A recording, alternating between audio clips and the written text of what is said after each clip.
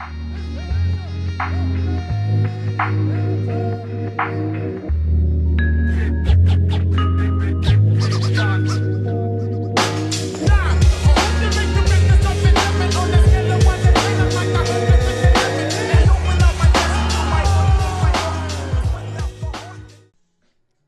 Merab is successful in his second title defense and rematch against Sean O'Malley. Kayla Harrison is the new women's bantamweight champion. We had a very fun night of fights for UFC 316, so I have to come through with the review and talk about everything that happened. So let's get right into it and let's smoke.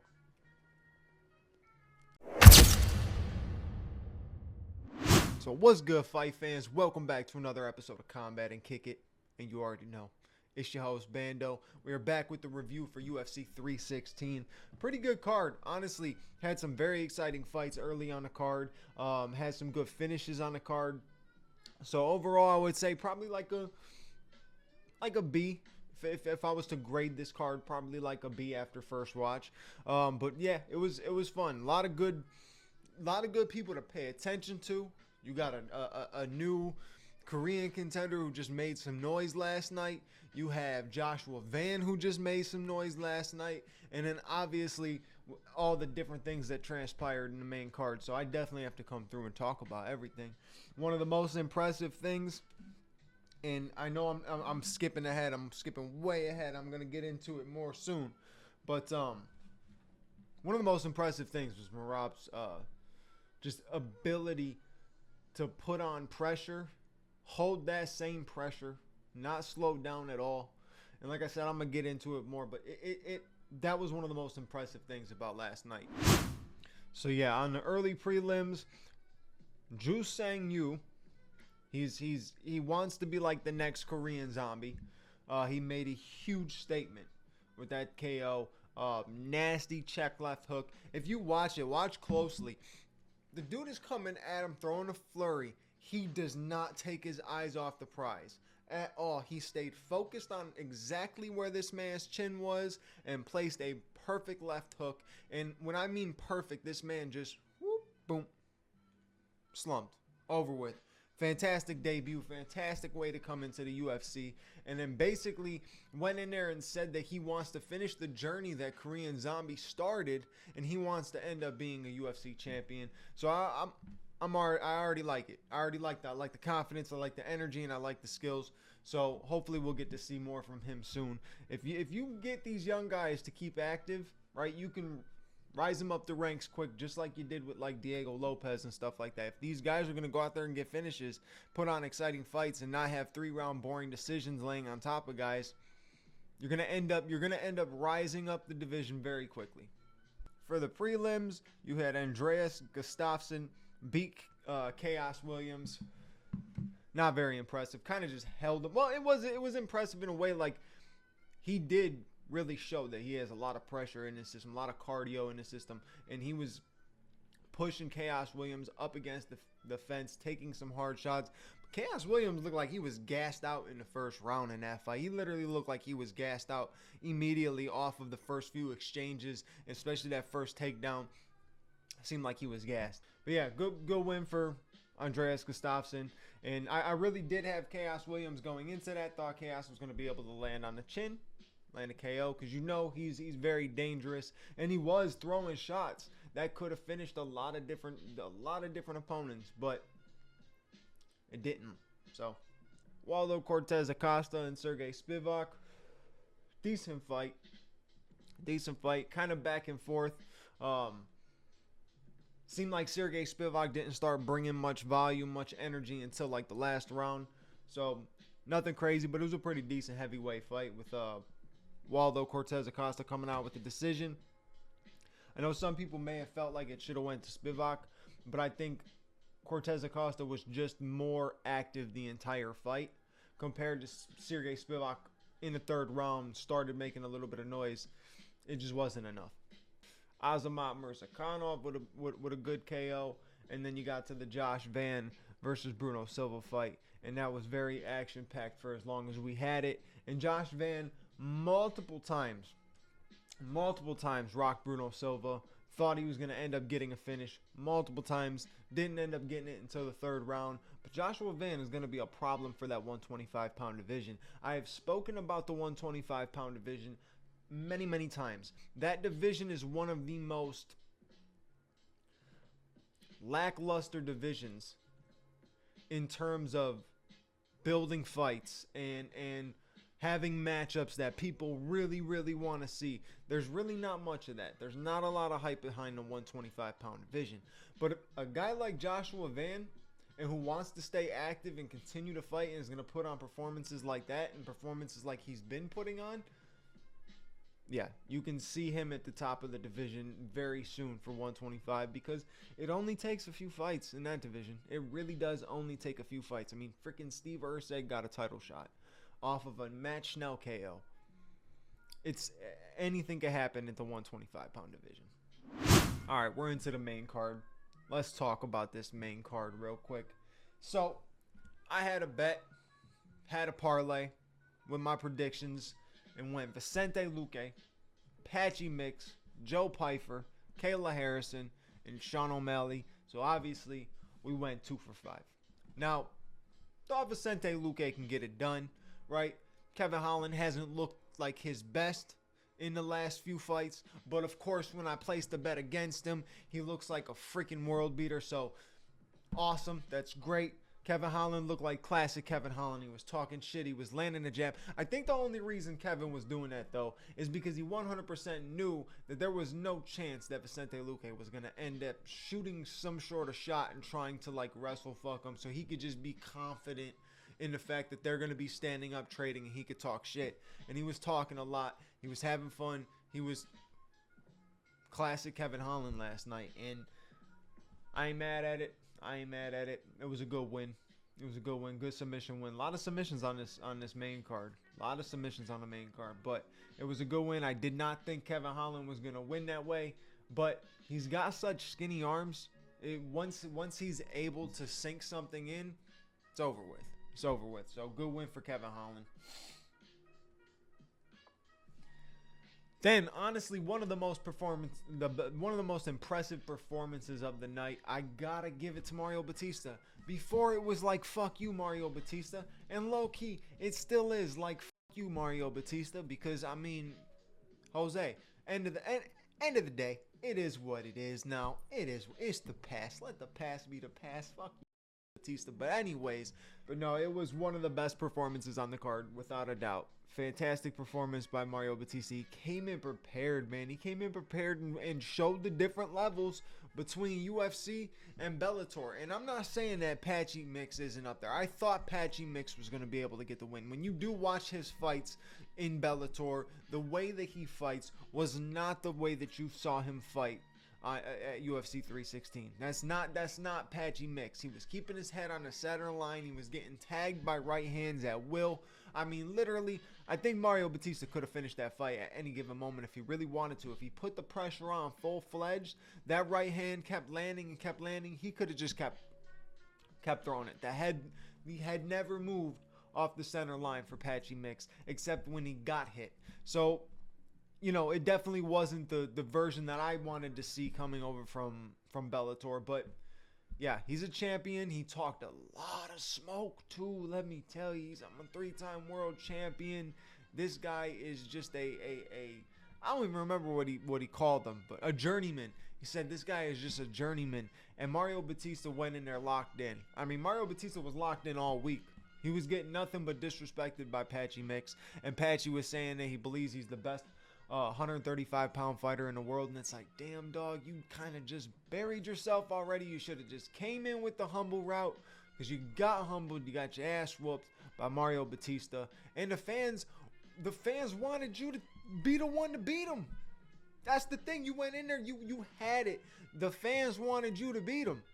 That would have been your perfect way to come into the UFC. Dana White was literally gifting you the perfect way to come into the UFC. Fans are pissed off at Mario Batista because of his last performance, right? So, ooh, here comes the Bellator guy. If the Bellator guy can make his win in his bones in the UFC off of Mario Batista, who a lot of fans dislike right now, that would be perfect.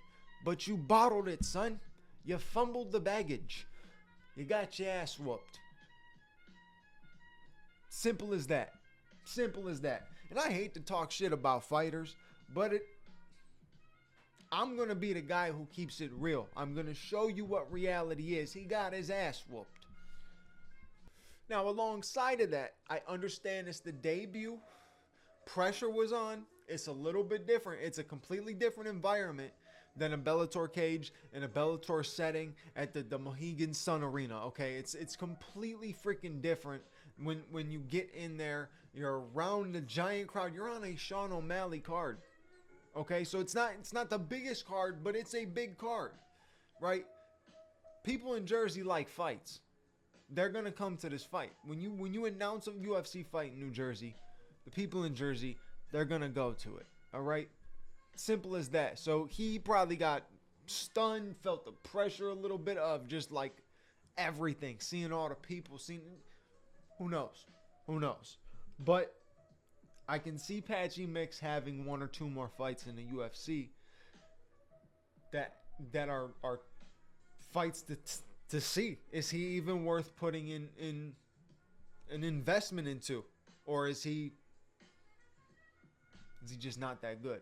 I think Patchy Mix is better than what we saw, but Mario Batista also looked very good. He probably just threw Patchy Mix completely off of the game plan, especially once he got cracked with the right hand. Looked like Mario was putting some pop behind it. So at the end of the day, it was a great win by Mario Batista. Patchy Mix, he's just got to come back better in the next fight. He's got to actually like come out, fight his fight. Win, lose, or draw, you got to fight your fight. You got to fight the style that you're best at. And maybe, just maybe, you come out with the dub. So we move on to Joe Pyfer versus Kelvin Gastelum. Joe Pyfer can crack. It shows. And then the other thing you take away from this fight is Kelvin Gastelum still got a chin. But Joe Pyfer cracks. But that's it. From what I noticed in this fight, that was all I saw. Right? I wasn't extremely impressed by the performance. Right? It's still early in Joe Pyfer's career, so I'm not gonna dog him, I'm not gonna judge him. He didn't get fraud checked, nothing like that. Right? Obviously, he took his loss to Hermanson, came back. This Kelvin Gastelum fight has been something that has been announced. It was supposed to happen multiple times, so now it finally happened.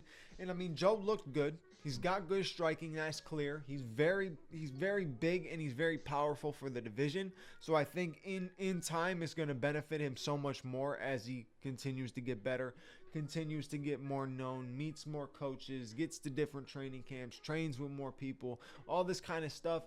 You're going to see a really well-developed fighter in Joe Pyfer. But right now I think you're kind of just seeing a guy who's got a lot of power. He's a good technique. I mean, he's a decent technical striker too, right? He's not like somebody who just chucks overhand rights and lefts and hopes to land it. No, he's actually pretty clean. Like, he was landing clean shots on Kelvin. He was dropping Kelvin multiple times.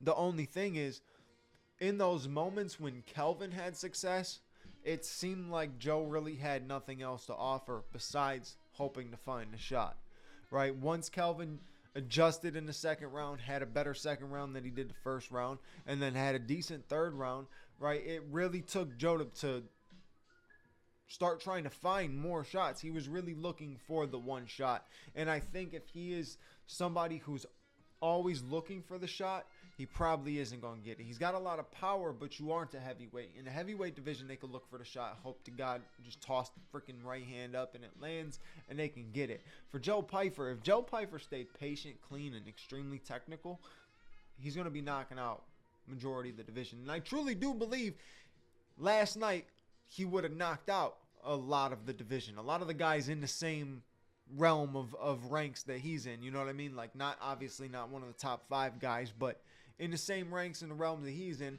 I could see him finishing a lot of different guys with those shots that he was hitting Kelvin with. The difference is Kelvin has a chin. He's got a strong chin. Made good adjustments. The size was a clear problem for Kelvin off rip. You know, how much distance that he had to close to end up landing good shots on Joe, and nothing was like crazy heavy from Kelvin. Maybe Kelvin's not popping in the hands the same way that he used to. He didn't mix up the game much You know, he kind of just was throwing in there. He was just boxing with him. But it was a decent fight. It was a decent fight. Obviously, Joe Pyfer got the win. I think, you know, that is the correct decision, right? Even if Kelvin was able to win, if you say that he took maybe that last half of the second round and then he won the third round, okay?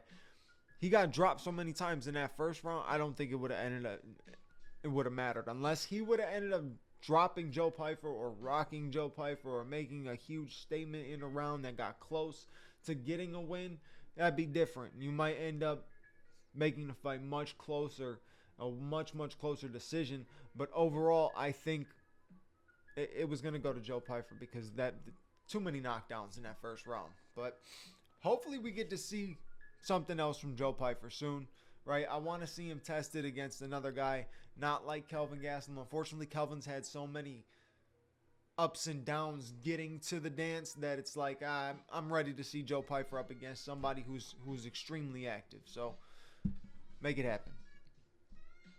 So on to the co-main event. Kayla Harrison absolutely just, I mean, I don't know any other word to use but dominate. She absolutely dominated Juliana Pena. Now, in my mind, in the build-up to this fight, I pictured exactly this. Legitimately, like, exactly this. Not down to the finish exactly the way, like, the Kimura and everything like that. But no, the dominance that Kayla Harrison had is exactly what I was seeing beforehand and all the build-up. I had a feeling that that's the way the fight was going to go because Juliana's style is tailor-made for the style of Kayla Harrison. Once Kayla is able to see you just come in and sloppy, or she is able to see that she could put the pressure on you, and she, either way, if you come at her, she can hit you with a judo toss. If she comes at you and takes you down, she's going to get you down, right? Whether it's a trip, a sweep, if she gets you with a double leg, whatever the case may be, she's going to get you down. She's going to get you down, and once she gets that top position, what are you going to do? What are you going to do? I mean,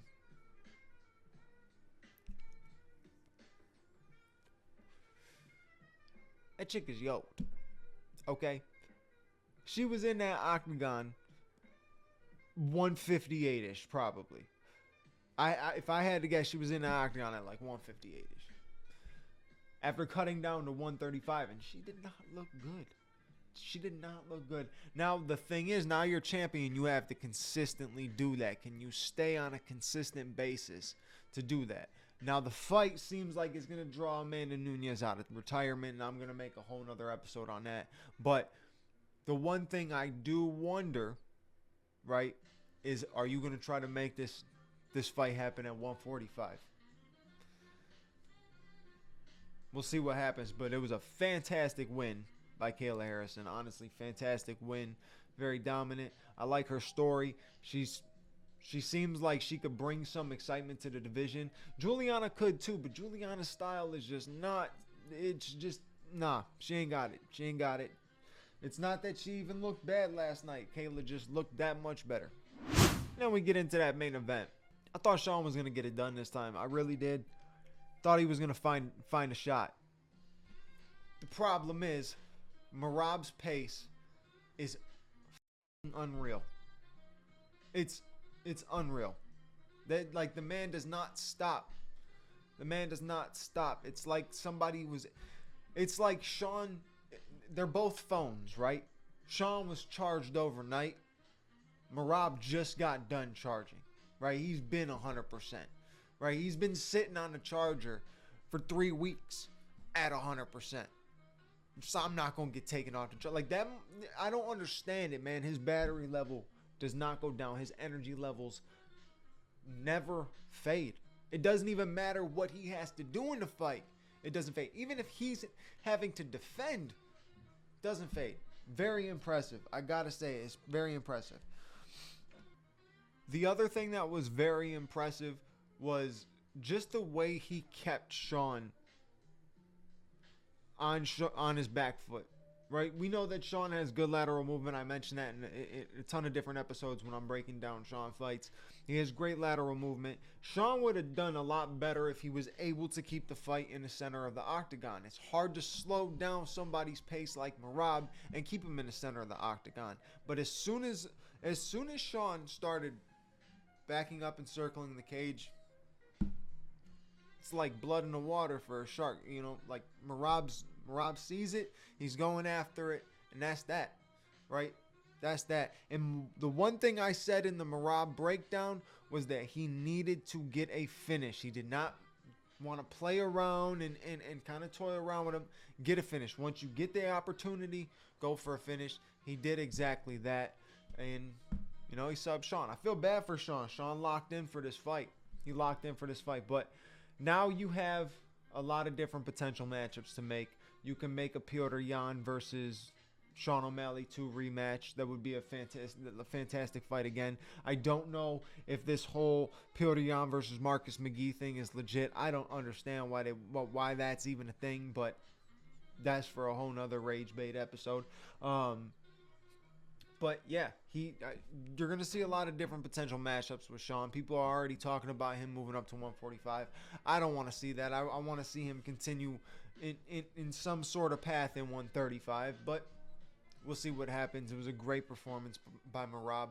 Merab is going down in the books, man. He's going to end up being the bantamweight GOAT. Who can you predict to beat Merab Dvalishvili after a performance like that? And that's it for this episode.